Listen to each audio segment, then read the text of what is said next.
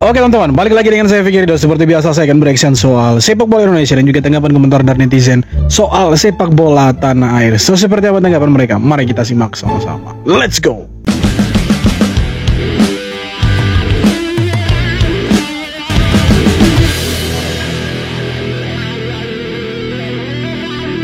Tidak ada kata kalah dalam kamusnya. Gerald Vandenberg ingin bawa Garuda Muda juara di 3 turnamen.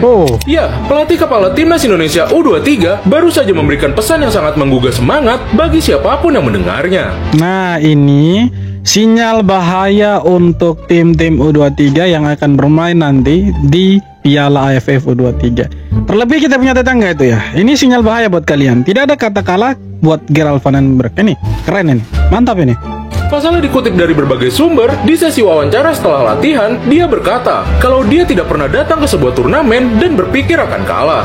Selain itu, dia juga berjanji akan mencoba untuk memenangkan 3 turnamen yang akan dihadapi timnas Indonesia U23. Keren. Terdekat adalah Asian Cup U23 2025 yang digelar di Stadion Utama Gelora Bung Karno dan Stadion Patriot Candrabaga. Lebih lanjut lagi, pada ajang tersebut, timnas bergabung dengan grup A bersama Malaysia, Filipina, dan Brunei Darussalam. Lalu tanggal 15 Juli 2025, timnas akan memainkan laga perdananya melawan Brunei Darussalam di Stadion Utama Gelora Bung Karno.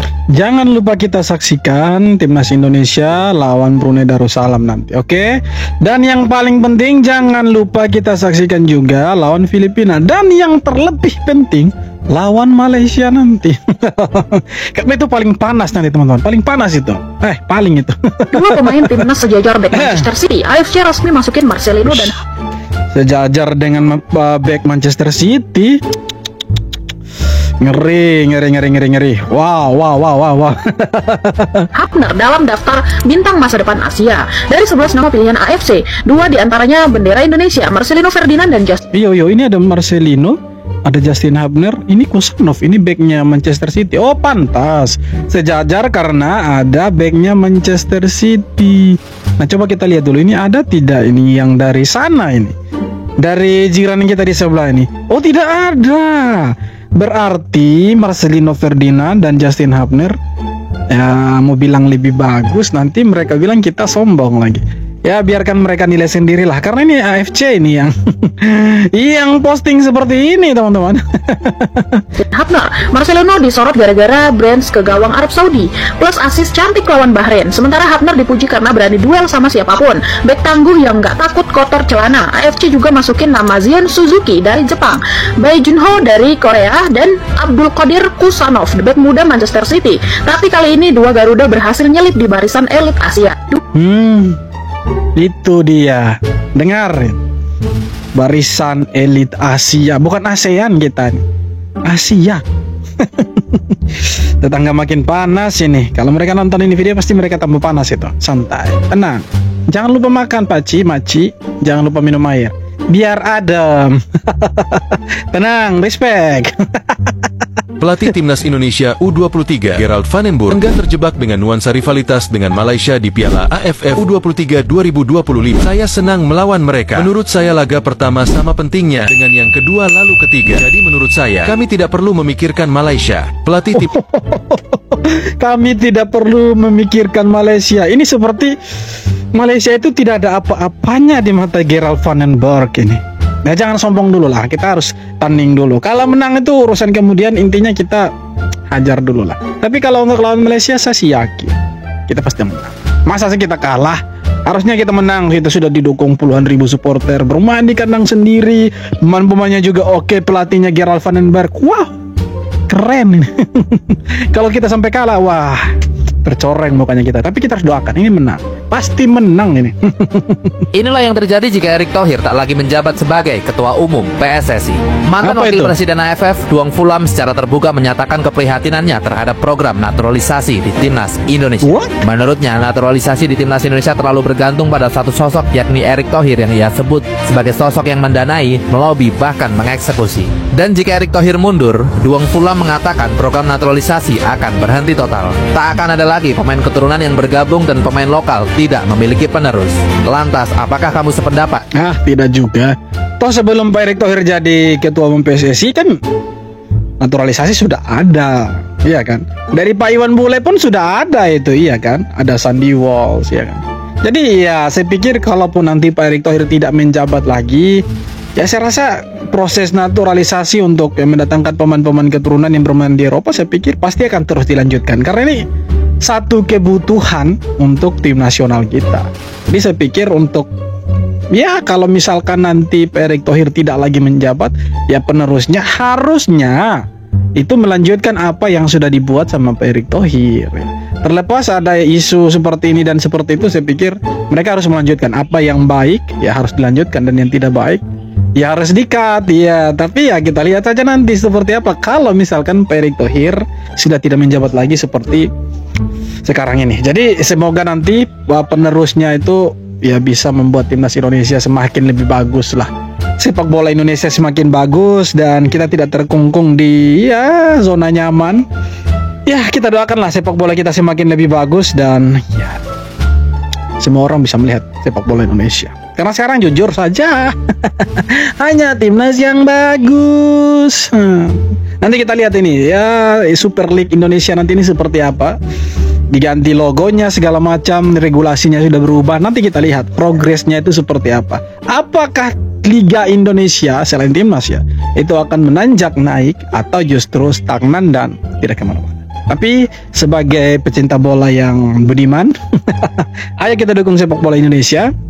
Kita support supaya sepak bola kita semakin bagus dan semakin maju itu. Timnas Indonesia naik ranking FIFA tapi Malaysia panas. Netizen Malaysia lagi ngasih. Memang mereka selalu panas. Kita kalau lebih sedikit dari mereka, mereka panas. Itu fakta. Di atas angin. Soalnya ranking FIFA mereka naik drastis dari 131 ke 125 dunia. Sampai 125 artinya apa? Timnas Indonesia tak perlu lolos ke babak keempat pun masih bisa naik 6 tangga katanya. Ih, nyenggol banget ya. Tapi tunggu dulu, timnas kita juga nggak diam. Abis ngalahin China 1-0, Garuda terbang ke peringkat 118 dunia, naik 5 posisi. Jauh. Dan ini tuh ranking tertinggi sejak 2006 coy. Tap link di bio buat nonton bola lengkap. Vietnam turun, Thailand jatuh, Indonesia meroket pelan tapi pasti sejak 2021. Dan September nanti bakal ada laga panas lawan Kuwait dan Lebanon.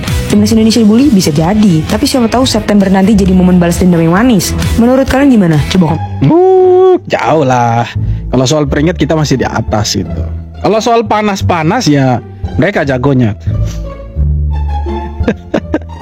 Mereka jagonya. Ya bercanda lah. Jangan simpan di hati ya teman-teman dari Malaysia. Santai. Santai bro. Kalem bro. Relax aja. Bray, Marcelino dan Justin Hubner masuk ke dalam nominasi favorit Future Star yang diadakan oleh AFC di IG resminya. Wah, kalau kayak gini berarti favorit Future Star. Wah, bintang masa depan. Favoritnya ada Marcelino, ada Justin Hubner. Betul sudah setara dengan backnya Manchester City, Kusanov itu kan. Negara tetangga tidak ada. Bukan hanya Malaysia ya yang saya maksud, Vietnam ya kan, Thailand, Singapura tidak ada. Cuma Indonesia, oke? Cuma Indonesia. Marcelino masuk dalam 2 nominasi. Yang sebelumnya masuk dalam nominasi gelandang terbaik. Bisa dilihat di sini, Bray, saingannya sangat-sangat kuat. Ini adalah talenta-talenta dari negaranya masing-masing yang masuk ke kualifikasi Piala Dunia zona Asia nih, Bray. Seperti Kusanov yang dari Uzbek yang bermain di Manchester City, Liga Inggris. Ada juga John Suzuki, kiper Parma yang mewakilkan negara Jepang. Di Korea Selatan ada Bae Junho yang bermain di Stoke City. Wah, ini keras-keras banget nih lawannya nih, Bray. Jadi kita sebagai warga negara Indonesia yang baik dan menyupport selalu timnas, agar voting di web AFC-nya langsung. Jangan di komentar. Tapi pas gue dicek di postingan komentar, 70% netizen Indonesia menguasai. Jangan bilang kalau netizen Indonesia, memang kita rajanya netizen ada di Indonesia. Kenapa Justin Hubner mainnya keras dan sering bikin rusuh? Ini jawabannya. Setiap kali Justin Hubner main, pasti kalau tidak rusuh, bukan Justin namanya, oke? Bukan Justin Hubner namanya. ada aja yang ribut. Kartu kuning udah kayak langganan tiap pertandingan. Kadang kita mikir dia ini main bola atau ikut tarkam, tapi ternyata semua itu ada alasan kuatnya. Dalam satu podcast Justin pernah bilang, idola saya adalah Bang Sergio Ramos, dan saya bener-bener pengen main seperti dia. Ramos yang terkenal keras, tegas, dan gak pernah mundur saat bentrok. Makanya gaya main Justin sekarang mirip dengan Sergio Hubner. Dia bukan asal Iya, dia bukan asal rusuh tapi dia punya otak itu. Malaysia tuh ya aneh banget. Diajakin uji coba sama Indonesia, udah resmi loh, tinggal main aja. Dia malah bilang, enggak dulu deh. Lah, kenapa bang? Ternyata dia lagi sibuk ikut turnamen Asia Tengah, CAF Cup bro. Turnamen yang isinya negara hardcore semua. Lawannya siapa? Iran sama Uzbekistan. Dua-duanya baru lolos ke Piala Dunia cuy. Mantap nggak tuh? Nolak Indonesia, tapi malah ngajak ribut sama kontestan World Cup. Terus masih nambah lagi lawannya, Oman. Itu Kali ini tuh, oke tim lah. yang satu pot sama Indonesia di babak kualifikasi. Keren sih, berani. Tapi ya jangan salah, bukan karena Malaysia takut Indonesia. Mungkin Malaysia takut menang. Udah selamat bertualang ya Harimau Malaya. Jangan lupa pulang bawa koper doang. Dan lo jangan lupa juga like, follow, dan share ke temen lo yang sok ngerti bola tapi nontonnya cuma di TikTok doang. Gue orang ganteng pamit dulu. Ya, mereka menolak secara halus demi bermain di Piala KAFA Asia Tengah. Dan ya kita maklumi sajalah. Mereka sadar diri karena mereka tidak lebih bagus dari Indonesia dan mereka tidak mau dipermalukan oleh Indonesia. Jadi wajarlah kalau mereka menolak Indonesia. Kita harus berpikir seperti itu, dan mungkin ini mereka untuk mengangkat performa timnya mereka, karena kalau mereka bisa menjuarai Piala KAFA ini, maka mereka akan jadi satu-satunya negara dari Asia Tenggara yang pernah menjuarai Piala KAFA, karena mereka ini undangan. Kalau sampai mereka juara kan kita juga pasti senang itu. Ya, bagaimana menurut teman-teman? Bolehlah tulis kolom komentar. Oke teman-teman, jadi itu dia beberapa video tanggapan komentar dari netizen soal sepak bola Indonesia. Dan seperti apa tanggapan kalian, silahkan tulis kolom komentar. Dan yang terpenting jangan lupa untuk like, comment, dan subscribe. Dan yang lebih penting lagi, jangan lupa untuk dukung timnas. Subscribe bro sekarang. Thank you.